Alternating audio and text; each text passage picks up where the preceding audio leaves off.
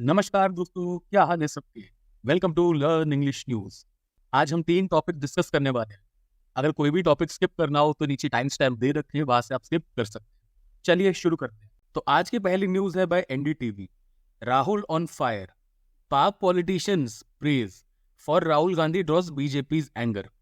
पाकिस्तान के एक farmer politician है, उन्होंने क्या की तारीफ की। किसकी तारीफ की? राहुल गांधी की। तो उसके कारण क्या हुआ? बीजेपी में गुस्सा आया। A social media post by a former Pakistani minister has sparked fresh tensions between BJP and Congress. एक सोशल मीडिया पोस्ट की गई, किसके द्वारा? एक पाकिस्तानी मिनिस्टर द्वारा। फॉर्मर पाकिस्तानी मिनिस्टर, फॉर्मर का मतलब होता है एक पुराने जमाने की, मतलब पिछले, जो पहले रह चुके हैं। For example Pranab Mukherjee, mister Pranab Mukherjee कौन थे? हमारे फॉर्मर प्रेसिडेंट ऑफ इंडिया थे। उसी तरह एक फॉर्मर प्राइम मिनिस्टर जो एक जमाने में हुआ करते थे, एक पाकिस्तानी मिनिस्टर हैज स्पार्क्ड, कुछ जन्म दिया है। किसको जन्म दिया? टेंशंस को बीजेपी और कांग्रेस के बीच में। Amit Malviya, the BJP's IT cell chief, took to social media to question the Congress association with Pakistan. Amit Malviya जो है बीजेपी के आईटी सेल के चीफ है। उन्होंने क्या किया? सोशल मीडिया पे सवाल खड़ा किया कि भाई कांग्रेस का और पाकिस्तान का जोड़ क्या है, उनके बीच में क्या रिलेशन है, एसोसिएशन क्या है, उन्होंने क्वेश्चन निकाला है। Chaudhry Fawad Hussain who served in Imran Khan cabinet. आपको पता होगा कि पहले एक जमाने में इमरान खान की सरकार चलती थी पाकिस्तान के अंदर, तो उसके अंदर एक मिनिस्टर थे। इमरान खान के मिनिस्टर कौन थे? चौधरी फवाद हुसैन। वो क्या कर रहे हैं? वो प्रमोट कर रहे हैं राहुल गांधी को, राहुल गांधी के लिए बहुत ज्यादा प्रमोशन कर रहे हैं, उनके तारीफों के पुल बांध रहे हैं। तो is the Congress planning to contest elections in Pakistan? तो उन्होंने ये पूछा है, क्या कांग्रेस का इरादा है पाकिस्तान में इलेक्शंस करने का? From a manifesto that has imprints of the Muslim League to a ringing endorsement from across the border. उन्होंने ये भी आरोप लगाया कि जो कांग्रेस का मैनिफेस्टो है, ठीक है, घोषणा पत्र है कांग्रेस का, वो क्या मुस्लिम लीग जैसा है। मुस्लिम लीग आपको पता होगा मोहम्मद अली जिन्ना की पार्टी थी, जिसके कारण पाकिस्तान बना था। ठीक है, एक बहुत ही डिवाइडिंग पॉलिटिकल पार्टी थी, जिसने मुस्लिमों को अलग, हिंदुओं को अलग देश बनाने के लिए कहा था, और जिसके कारण पाकिस्तान और बांग्लादेश आज भारत से अलग है। ठीक है, तो उनका ये अमित मालवीय का ये आरोप है कि जो मैनिफेस्टो है कांग्रेस का, वो बिल्कुल पाकिस्तान की जो मुस्लिम लीग है उसके जैसा है। तो क्या ये एंडोर्समेंट इसी कारण आ रहा है? ठीक है, एंडोर्समेंट का मतलब होता है कि उनकी तरफ से किसी की तारीफ करना या किसी के बारे में जो अपने नाम से आगे बात बढ़ाना। Congress dalliance with Pakistan can't get more obvious. ठीक है, इसका डायलियंस का मतलब होता है कि दोनों का हाथ मिला होना या दोनों के बीच में कोई गठबंधन टाइप का होना। तो कांग्रेस और पाकिस्तान के बीच में कुछ ना कुछ लफड़ा है, ऐसा उन्होंने इल्जाम लगाया।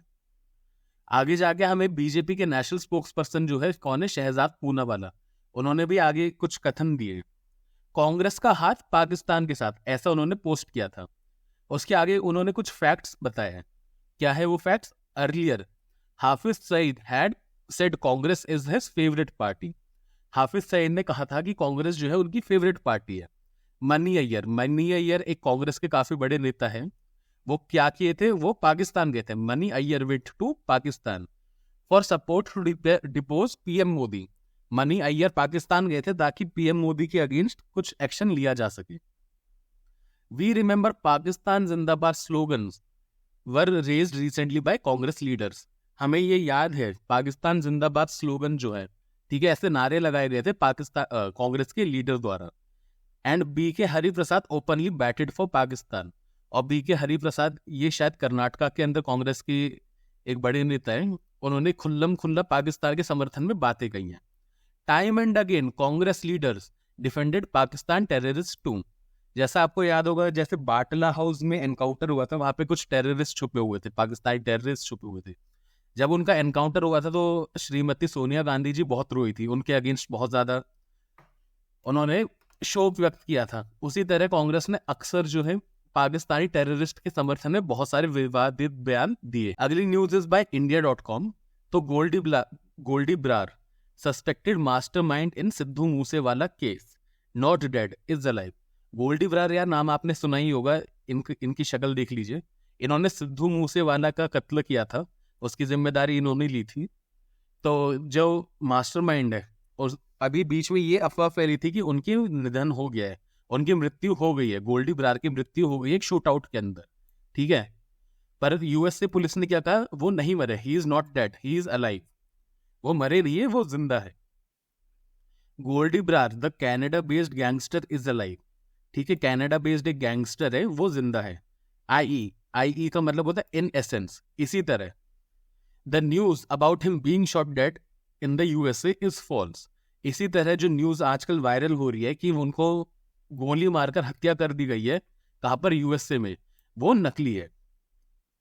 We have received inquiries from around the world this morning.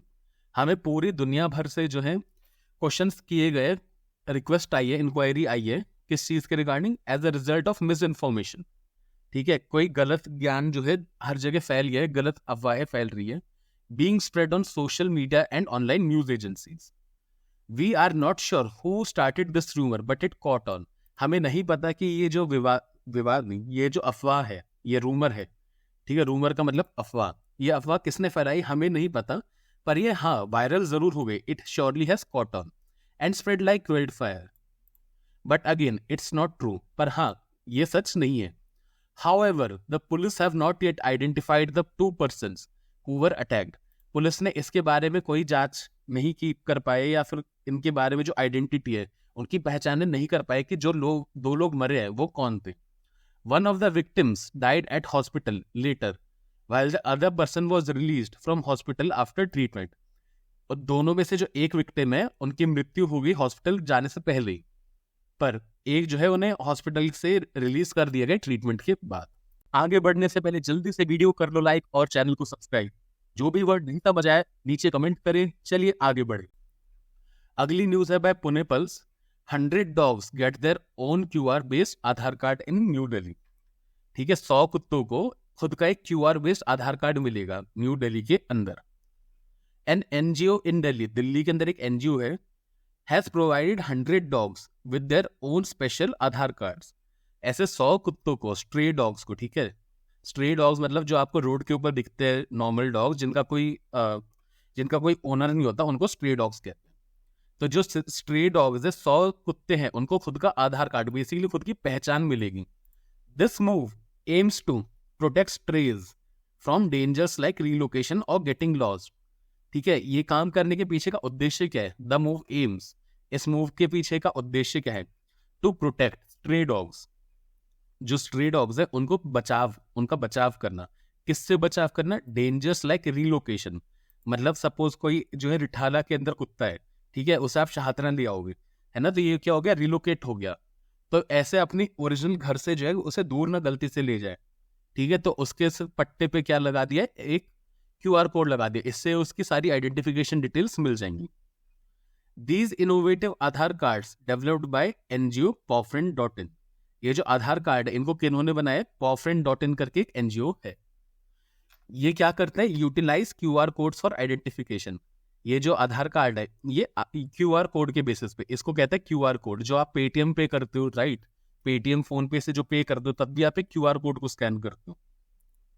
Unlike microchips, QR codes offer a unique, inexpensive and easy to use solution। जो माइक्रोचिप्स है, पहले क्या होता था, इनके गले के अंदर एक चिप जो है गोली की तरह डाल दी जाती थी, ठीक है, ताकि उससे हमेशा उनकी लोकेशन के बारे में पता रहे। तो अनलाइक कॉस्टली माइक्रोचिप्स काफी महंगे पड़ते हैं, तो उनकी बजाय क्यूआर कोड क्या ऑफर करते हैं, एक यूनिक, एक बिल्कुल अलग तरीका, इनएक्सपेंसिव मतलब सस्ता, and easy to use solution. क्योंकि बस इसमें करना क्या, आपको एक प्रिंट लगाना है, प्रिंट करना है, उसको लैमिनेट करना और पट्टे से बांध देना है, तो काम खत्म हो गया आपका। तो काफी इजी टू यूज सॉल्यूशन होगा। Each QR code contains comprehensive information about the stray. Her QR code के अंदर जो है इंफॉर्मेशन है, क्या इंफॉर्मेशन है, उस पर्टिकुलर जीव, उस पर्टिकुलर कुत्ते की सारी डिटेल्स है।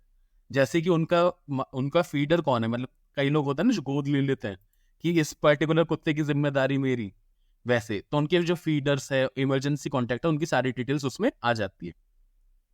By simply scanning the QR code, passerby can access all vital information needed to reunite dogs with their caregivers. ठीक है, बस आपको कुछ नहीं करना है, क्यूआर कोड पे स्कैन करना और सारी की सारी डिटेल्स आपके पास आ जाएगी। This method eliminates the need for separate scanners. अभी हमने ऊपर डिस्कस किया था ना कि यहाँ पे आपके पास एक माइक्रोचिप का सिस्टम होता है।